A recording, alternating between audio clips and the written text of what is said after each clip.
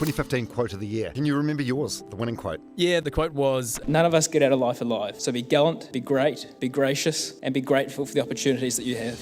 October 29, 2015, you got this cancer diagnosis, and the speech that we're talking about that went viral, that was on November 4, so like a week later, and day 3 of your chemotherapy. yeah, correct. I was so incredibly sick at that time. I'd sort of been throwing up in the car on the way there. I'd been throwing up in the wings on side of stage. I basically just felt that I wanted to finish the year as strong as I'd started. I felt like I owed it to those young guys that I'd had the privilege of leading over the course of that year. Was the haka at the end that you got from your classmates? Fuck, that's powerful, isn't it? It was honestly, still to this day, probably the most powerful thing I've ever experienced. It was incredibly powerful.